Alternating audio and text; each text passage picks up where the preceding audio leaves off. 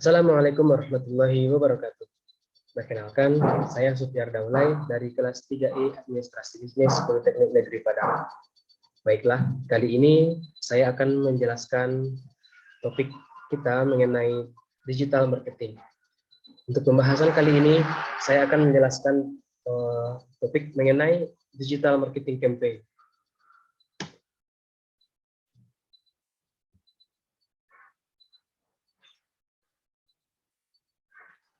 Dalam membangun sebuah strategi digital marketing, biasanya di dalamnya terdapat beberapa tahapan yang disebut dengan online consumer journey.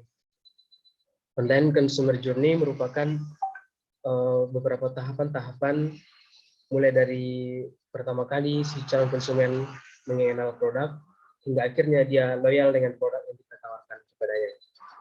Dalam tahapan ini terdapat 4 bagian penting yang saling berkaitan satu sama lainnya. Yang pertama ialah tahap awareness. Awareness merupakan tahapan pertama, yaitu kontak pertama kita dengan si calon konsumen, si calon pembeli. Pada tahapan ini, bagaimana cara kita mampu untuk menjelaskan dan memberitahu tentang produk yang kita tawarkan, yang kita miliki kepada si calon konsumen tersebut. Pada tahapan ini, produk yang kita tawarkan, baik produk yang baru ataupun produk yang lama, kita beritahu kepada mereka secara mendalam agar mereka bisa memahami dan beralih kepada produk yang kita miliki.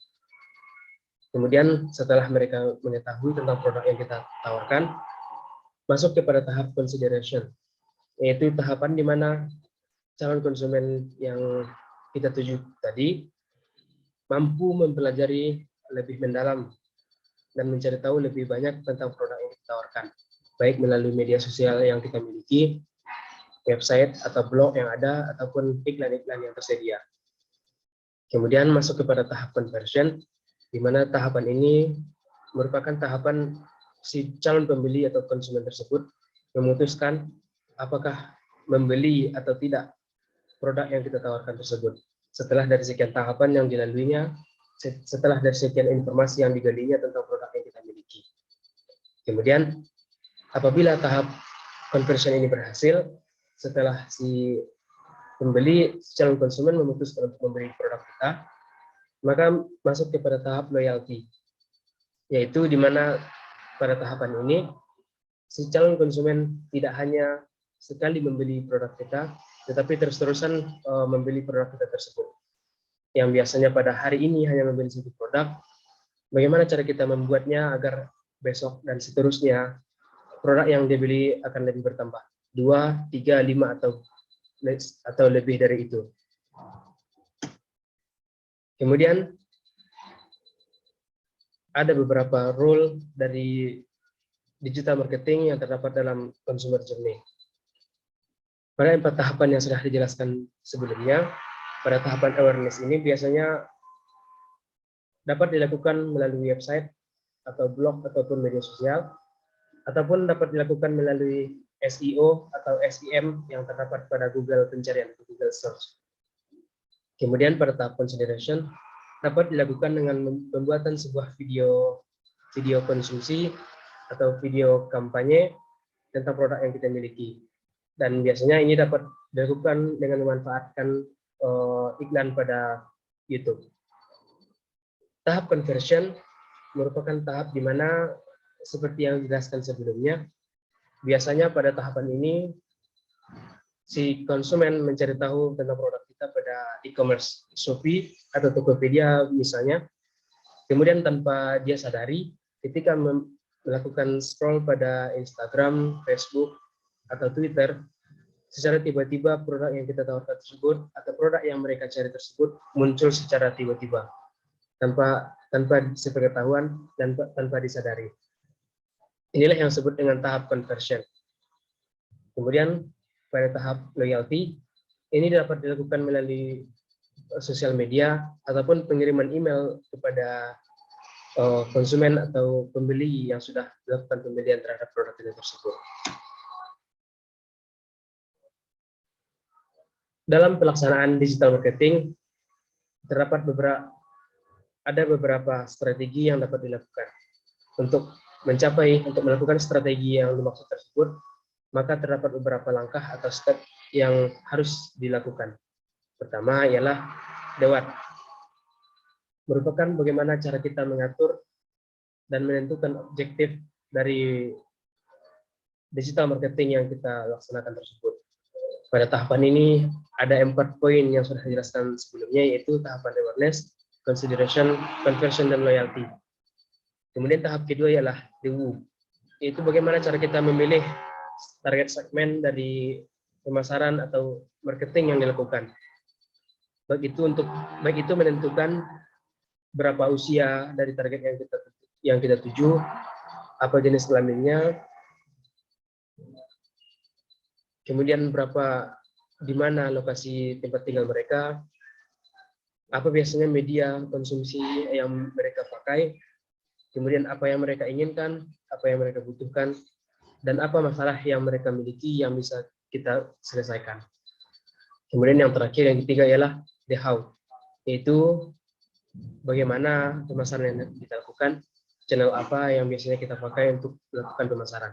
Baik dilakukan melalui website, melalui blog, melalui media sosial, ataupun iklan-iklan yang tersedia pada YouTube, Instagram, Twitter, ataupun Facebook, dan sebagainya. Untuk lebih memahami dari digital marketing campaign tersebut, strategi digital marketing tersebut, maka kita masuk kepada contoh. Salah satu contohnya ialah produk yang saya miliki sendiri, yaitu produk kerajinan gelang. Kerajinan gelang ini merupakan kerajinan gelang yang terbuat dari benang yang kemudian dibentuk menjadi sebuah gelang. Tipe dari kampanye ini adalah bagaimana cara mengkampanyekan sebuah produk gelang. Nah, untuk objektifnya, tahapan pertama ialah awareness, yaitu bagaimana cara mencari tahu tentang produk yang saya miliki ini kepada calon pembeli.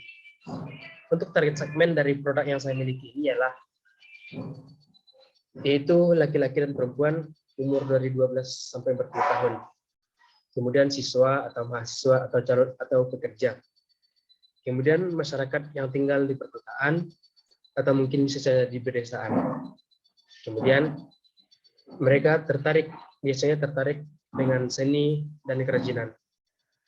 Dan tentunya ialah digital savvy atau yang aktif pada media sosial. Adapun dengan digital marketing channel yang saya gunakan dalam pemasaran ini, dalam pelaksanaan digital marketing ini ialah yaitu pemanfaatan website ataupun blog dan penggunaan SEM dan SEO pada Google pencarian ataupun iklan pada YouTube, Instagram, dan Facebook. Kemudian media sosial organik yang saya gunakan ialah Instagram dan TikTok.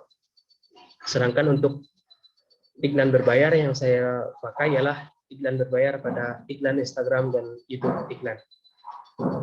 Kemudian untuk influencer marketing, kali ini saya dapat menggunakan influencer ataupun TikTok. Influencer yang memiliki viewer ataupun pengikut yang banyak pada TikTok.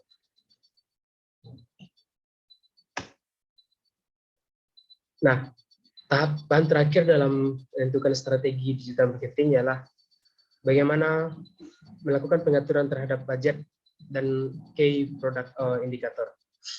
Sebagai contoh, saya manfaatkan Meta for Business atau Facebook Business untuk mengiklankan produk yang saya miliki. Pada tahapan pertama, tentunya saya harus menentukan objektif atau objek yang harus saya tuju untuk melaksanakan pemasaran pada Meta for Business ini. Kemudian saya juga harus menentukan berapa budget yang saya miliki untuk melakukan iklan pada Meta for Business ini. Untuk budget yang saya miliki sendiri ialah 5 juta rupiah. Kemudian langkah berikutnya ialah saya harus menentukan rata-rata rasio klik dan tayangan pada iklan tersebut. Untuk kali ini saya mengambil untuk sampelnya ialah 1%. Kemudian saya harus menentukan CPC atau cost per klik atau biaya per klik dari tayangan iklan tersebut. Untuk biaya per klik yang ditentukan oleh Meta for Business sendiri ialah Rp1.000. Nah, terakhir ialah bagaimana cara menentukan target dari iklan tersebut. Pertama, saya harus menghitung berapa klik yang terjadi setelah saya mengiklankan produk tersebut. Cara menghitungnya ialah budget yang saya miliki dibagi dengan biaya per klik yang ada. Rp5 juta dibagi dengan Rp1.000, maka terdapat 5.000 klik yang akan saya dapatkan ketika saya melakukan iklan pada Meta for Business untuk budget Rp5 juta.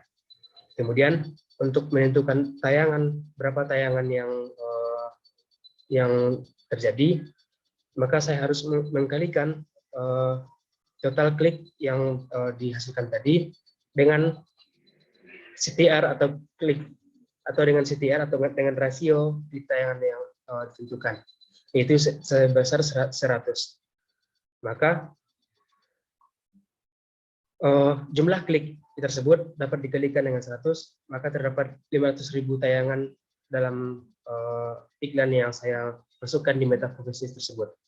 Kesimpulannya, dengan budget Rp5 juta, maka saya akan mendapatkan 500 klik untuk iklan tersebut dan 500.000 tayangan untuk iklan tersebut pada Meta for Business. Kemudian tidak hanya itu saja, setelah kita memasukkan iklan kepada dalam Meta for Business, kita jangan hanya sekedar berdiam diri dan membiarkan iklan tersebut berjalan sendiri. Namun kita juga harus melakukan optimalisasi terhadap iklan yang kita miliki tersebut.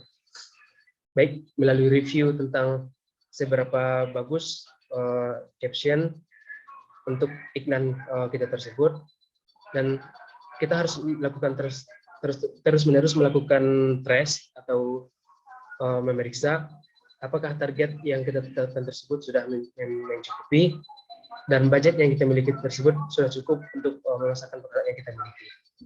Dan di sini kita pun bisa menentukan dan menyimpulkan apakah iklan yang kita buat tersebut memberikan keuntungan terhadap bisnis kita atau tidak. Baik, itu saja penjelasan dari saya mengenai bagaimana menciptakan strategi dalam pelaksanaan digital marketing campaign. Terima kasih. Assalamualaikum warahmatullahi wabarakatuh.